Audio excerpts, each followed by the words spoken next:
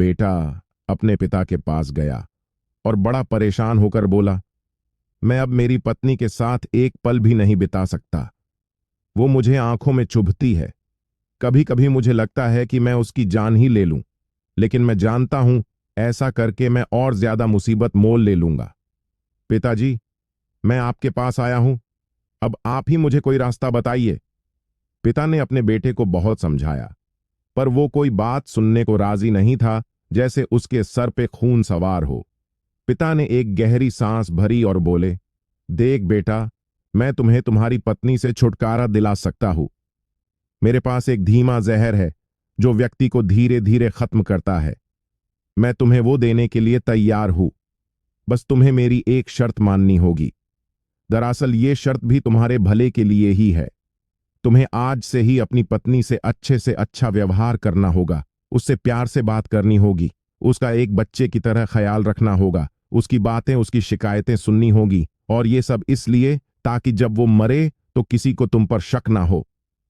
बेटे ने इस जुर्म करने के लिए हामी भर ली। थोड़ी देर तक वहां एक शांति छाई रही। फिर पिता ने कहा कि अगर ये सारी बातें तुम्हें ठीक लगे तो उस डब्बी में वो सफेद पाउडर है, उसे रोज थोड़ा थोड़ा अपनी पत्नी के खाने में डालते रहना। बेटे ने वो डब्बी उठाई और वहां से चला गया। फिर जब भी खाने का टाइम होता, पति धीरे से पत्नी के खाने में वो पाउडर डाल देता और पत्नी से बहुत प्यार से पेश आता। धीरे धीरे दिन गुजरते गए और दोनों में प्यार बढ़ता गया। दोनों एक दूसरे से अब बहुत प्यार करने लगे। पति अब अंदर ही अंदर घुटने लगा। अब उसे एहसास होने लगा कि मैं जो कर रहा हूं वो बहुत गलत है। मैं अपनी ही पत्नी की जान ले रहा हूं। उसको जब तक ये एहसास होता तब तक बहुत देर हो चुकी थी। 30 दिनों बाद बेटा फिर से जब पिता के पास वापस लौटा तो उसकी आंखों में आंसू थे, उसके चेहरे पर दुख की भावना थी। वह अपने पिता के पैरों में गिर पड़ा और बोला, पिताजी, मैं अब अपनी पत्नी को नहीं मारना चाहता। मैं उससे बहुत प्यार करता हूं। आप उस जहर का असर खत्म हो जाए, ऐसा कुछ कीजिए।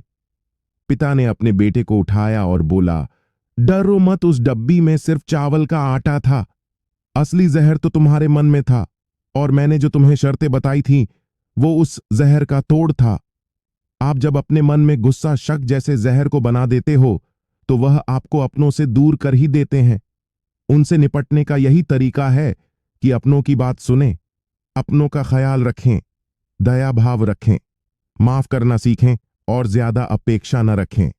आशा करता हूं कि छोटी सी कहानी आपको पसंद आई होगी। इस पर आपकी क्या राय है, हमें कमेंट करके जरूर बताइए।